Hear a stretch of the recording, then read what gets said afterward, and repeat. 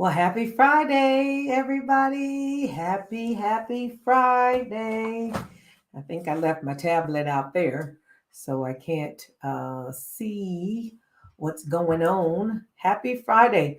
We're here. I'm here to do the update from our Market Monday trades. We had several trades that we put on Market Monday. As we talk about, I am Arlissa Pinkleton, educator to trader. I coach option sellers. Do you know what an option seller is? Usually you hear people talking about buying options, but I sell options. Somebody's got to sell them, right? I'm the person who does the selling. I'm like the Walmart. I'm like the insurance company that sells. That's what we're coming from, that angle. And there's a whole angle of sellers as a positive, consistent income that you can count on when you're operating as a seller. Okay. You can find me at educator2trader.com, educator to the number two, trader.com, at all the places, Instagram, Facebook, and TikTok. And you can find me in all the places, educator to trader, because I was an educator who became a trader. I still am an educator though. I teach math. So y'all know I got a little bit of patience if I can teach some math, right?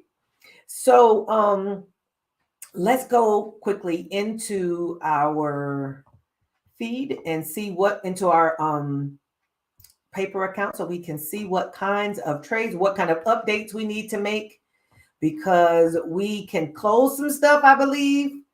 We can, I don't know if we're opening anything new. We may be like doing some more covered calls that have to do with things that we already had. Like we reopen covered calls. Covered calls is basically where you have 100 shares of something and you continue to use it to sell covered calls for income. And at some point, the price, your strike price may be breached and you allow your shares to be called away. Which, speaking of which, that is exactly what's happening with this first trade. With this first trade, we have AMC. We own 100 shares of AMC. We paid $4.40 for those AMC shares. So we have 100 of them. 100 times 4.40 is $440 we paid for this 100 shares. We've been selling covered calls against them. You see here, selling a call. The 5.5 strike is the most recent one. It is expiring today. Today. It is expiring today. Let me see if I can get my computer plugged in before this ends up being a problem. So it's expiring today. The price of AMC, though, has surpassed our 5.5 call. The price has passed our call. So we have an option. We have two choices. If we really want to keep our shares, we can buy back. We can buy this call contract back. We collected $15. If we decide we're going to close it, we need to pay $48. We've got to pay some more money in order to close it. Or, and this is the option we're going to take today, we can allow these shares to be called away. We paid $440 for them, but they are now worth, well, according to they're now worth $598. We're not going to get that, but we are going to get whatever our strike is. Our strike is 5.5, right? Times 100 shares. We're going to collect $550 when these get called away. How's that a good thing? We paid $440 for them. We paid $440. We're going to sell them for $550. The difference between those two dollar amounts is going to be our money, $110. We're going to make $110 because we bought them at $440. We're going to sell them for $550. We're going to keep the money between those two. And we're keeping the $15 that we got in premiums. And then we did this a couple weeks. So we've had premiums over the last couple of weeks too. So I'm going to allow this one to expire on its own. The broker will call away the shares, give me my money. They'll do all that stuff in my account. There was nothing that I need to do. So this AMC shares will be gone after today. And what we'll look at on our Market Monday is potentially entering, selling a put against AMC again, so that way we can acquire shares again. And we'll start the wheel. If anybody's ever heard of the wheel, WHEEL, where you sell puts. Once you sell puts, you potentially, if the price comes down, you get assigned the shares. You take those shares you've been assigned and you sell covered calls. You sell covered calls until they get called away, and then you continue again. You sell puts, and it just becomes a whole wheel. So we're leaving AMC just like it is right now, and we're moving on to EOSE. EOSE is another situation where we have 100 shares. We paid $219 for them. We have $2.19 times 100, $219, right? And we have a covered call on them, a 2.5 call, which means we need the price to stay below 2.5. The current price is $1.97. So we're not at our strike. Plus, we have some more time here. So we're not going to do anything with the EOSE. I'll close them early if they're worth less than what I took in. So if I took in $20 and this premium gets down to 15 or 10, I'll close it because that's profit for me, right? But in this case, there's no profit just yet. The trade is still going fine. Trade is still good. It's just not in profit just yet. And I'm fine with that. So we're leaving EOSE to do its thing. Let's look at General Mills. Looking at General Mills. Well, we have a call credit spread on General Mills expiring on the 19th of May. We have an 87.5 call credit spread, and the price is 89. So it's very, very close to the top of our range. Very close to the top of our range. We still got some time. So we've got a couple options here. We can either roll this forward and take in a credit, hopefully, or we can leave it like it is because we still have about 2 weeks of time. I'm going to see what the rolling looks like. If it doesn't really turn out to be profitable or something that's a positive move, I'm going to leave it. Create rolling order is what we're doing. We're going to create a rolling order for this particular trade. If you can't roll it for positive money, then it's not worth it. Notice here it says you're rolling for a debit. I'm not doing that. Not going to roll it for a debit, right? You may be able to roll up a little bit. Let's go if we can roll up here, see what happens here. If we roll it up there, we're still going to pay a debit. That means we're going to pay money to move it. I'm not interested in doing that. I'll just give it the time and see what happens with General Mills over the next 2 weeks. That's how much time we got left. And as a seller, you don't have to worry about theta eating away at your trade. As a seller, we want the theta to eat away at the trade and to eat away at the premiums. Okay, we do have to be mindful here that the price is right at the top of our spread. So we do want to be mindful. We could just buy this trade back. In this case, we took in $23. Looks like no. We took in $120 we took in on this trade. We could just buy it back and close it by just buying back, right? So if we just create a close order, we would have to buy it back for 170. We received 130 when we bought it. So this would really only be us losing $40, actually not $40, actually $53. It shows here how much we'll be losing on this trade if we were to close it now.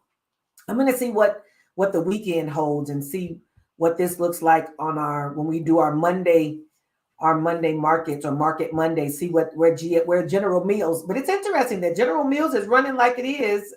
It's a cereal company. I guess cereal during the recession is something that's a thing. It's a thing there, which is good. Okay. Let's look at JD.com. So JD.com, we are selling a covered call here.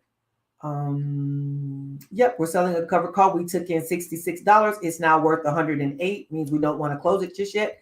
$37 is our call. This trade is still going well because the price is $35, 35 and some change. And we have a 37 call. So we got a couple more weeks. This trade can just continue baking, as we say. Okay, we had General Mills. Now we got Kellogg's. Kellogg's, the other cereal company or another cereal company, we have a call credit spread with them as well. And the price is at 70.44. Our call credit spread is 72.5. So we're being slightly breached here. Looks like we're about $65 in the red, but we got time here too. We got time on our hands. So we're leaving that. I'm going to leave it, let it keep baking and doing some time. Uber, this Uber trade was one that we picked when we were dealing with earnings. We put the Uber trade on for earnings. So now this Uber trade is going to expire today. It's going to expire today. We need to do something with it now. We can leave it if we want, but why? Okay. This is the deal. We've got a 50-cent spread here. On the put side, we can do a close order and buy it back. Notice here that it is worth 0, right? I'm going to go back. We received $7 between 20 minus 20, 27 minus 20 is $7. We received $7 to enter this trade. It is now worth nothing. So we don't have to do anything to this trade. It will just close. We'll just keep our money. We could buy it back for $1 if we want or whatever. Where this trade, we collected $7 there, but on the call side is completely breached. Breach means the price is through both of our strikes. We had 36.5 call, and the price is now at 37 and some change, and it's expiring today. Since this is a 50-cent spread, this trade is worth no more than $50. Okay, if you close pieces and parts separately, then you run into issues there. But this trade is worth no more than $50. So we're gonna let it, we can let it expire worthless as well. And basically, our broker will subtract the $50, or we'll keep the $50 that they blocked away for this trade. They'll keep it. We kept the premiums on this side. We had collected 42 minus 33 is $9. So we collected $9 for the call side. We collected $7 for the put side. So we collected $16 total. The trade is now breached, so that's $50. So 50 minus 16 means that we're going to lose $34 on this trade. On this iron condor, Uber ran up during the earnings and it ran on through our strikes. So we're taking a loss on this trade in the amount of this $33 over here. This is how much we're going to take a loss on this particular trade. The put side did fine, right? The call side ended up getting breached after earnings, which is something that you run into when you're doing earnings. And we are definitely still fine-tuning an earnings strategy that includes selling. But we test it out in things like this. Sometimes we win, sometimes we don't. So I'm not going to bother Uber. I'm going to leave it because it's going to do its thing, even though it expires today. It's going to do its own thing as far as the money goes after market closes. Last but not least, we have Zim. Zim is the shipping company people. We have a covered call with them. We have a 22 call. We collected $20. It is now worth $5. So guess what we're going to do? We are closing it. Notice here, it says right here, P&L percent.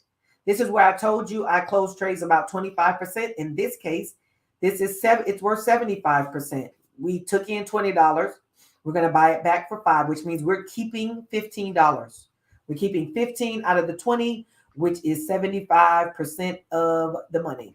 Nope, I'm changing this to a 5 because we only want to pay $5. We don't want to pay 10. We want to pay 5 to get out. So we're going to pay our $5 and we're going to exit. Now, what we would want to do here is we are going to want to reset, and we'll do those on Monday. I'm thinking we'll reset the trades for Monday that are going to be where we reset our new trades for Market Monday. You can do it today on Fridays. That's fine too, but we're going to let these close up.